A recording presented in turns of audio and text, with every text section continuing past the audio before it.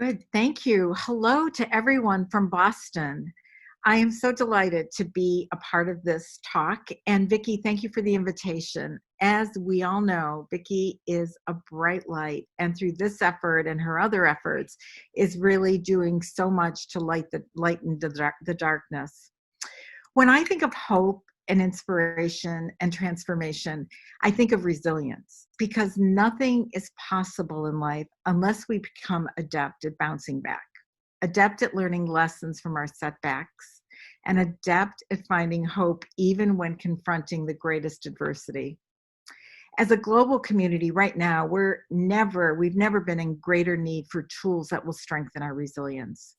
This pandemic, it touches all of us. Some have experienced devastating loss. I learned this morning about someone I know who was relatively young who died of COVID. Others are grappling with fear of the disease and fear of the unknown. And we're all living with a future that's utterly unpredictable. So I think a great deal about resilience and how to cultivate it because we all need it. And I'm currently, as Vikki said, I'm working on a book that hopefully will provide resources that will help us cultivate resilience in both adults and children. Everyone has had disappointment and loss in their life for sure. I've had my share. I lost my healthy parents unexpectedly within 72 days of each other when I was relatively young. My only sibling, my brother, died of cancer at 48, and I went through the trauma of divorce after 28 years of a mostly happy marriage. So that was my journey, but there are many others who've experienced much greater tragedy and adversity, and there are others who may have had less, but nonetheless, everyone needs to find a way to deal with disappointment and loss. So why is it that some, no matter what the trauma or disappointment, rally with fortitude and ultimately thrive while others sink into despair? When the proverbial barn burns down, why do some weep and others say, now I can see the stars? Rumi, the exquisite 13th century Persian poet, so well said, the wound is the place where the light enters you. And that is the challenge of bouncing back, to use the darkness to illuminate the future. There are building blocks for resilience, and I've identified 8, but I briefly want to touch on 3 right here with you now. Choosing your thoughts, living with purpose, and forgiveness. So choosing your thoughts. One of the most inspirational books, perhaps the most inspirational book I've ever read, is called Man's Search for Meaning by the eloquent Viktor Frankl, an Austrian psychiatrist and survivor of Auschwitz. He contemplated why some prisoners found meaning in the most dire of circumstances. And he brought understanding to the question of why some prisoners would kill for the last slice of bread or a pair of boots, and yet others give theirs away. So here is a profound truth that he articulates. He famously wrote that everything can be taken from a man but one thing, the last of human freedoms, to choose one's attitude in any given set of circumstances, to choose one's own way. He illustrates this in his book with the story of a young woman imprisoned with him in Auschwitz who was soon to be put to death. When he visited her in a solitary cell, he found her cheerful. Why? She told him that through the window of her cell, she could see a tree and a bird, and witnessing this life gave her joy. She chose to focus on joy, and it brought her happiness during the darkest days of her life. Others find resilience in purpose. There is no greater example of this than the incomparable Christopher Reeve. He had everything, didn't he? A successful family, a movie career, he was beautiful.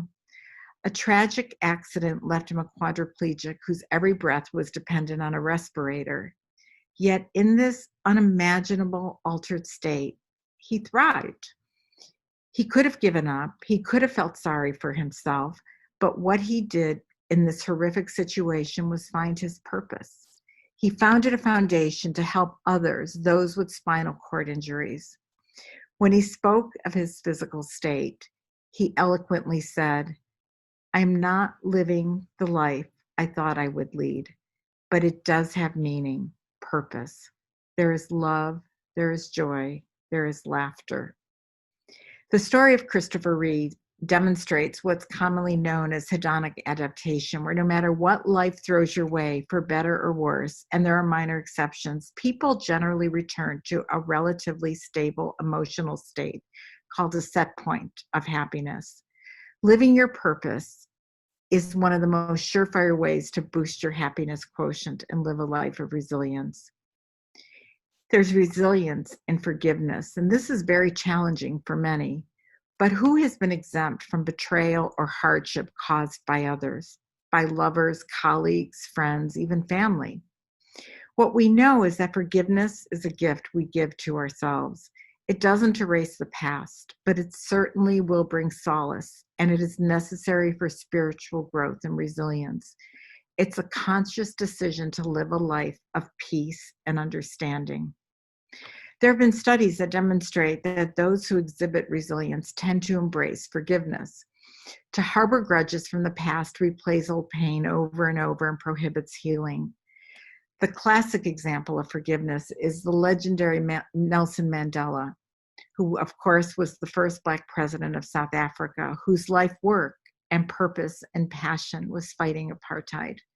He was imprisoned for 27 years of his life lost.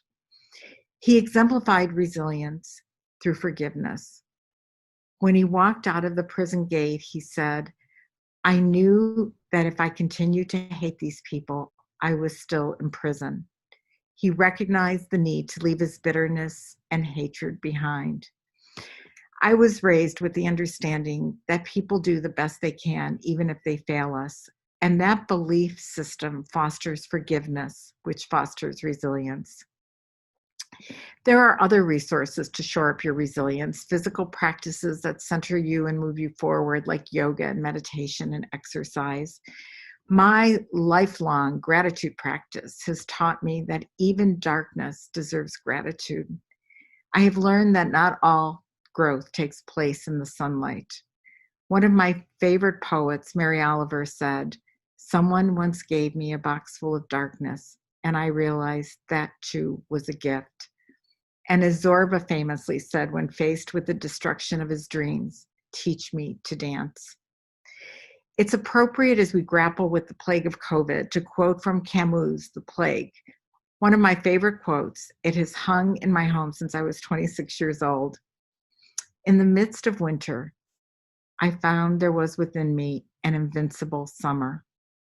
And that makes me happy, for it says that no matter how hard the world pushes against me, within me, there's something stronger, something better, pushing right back. Thank you.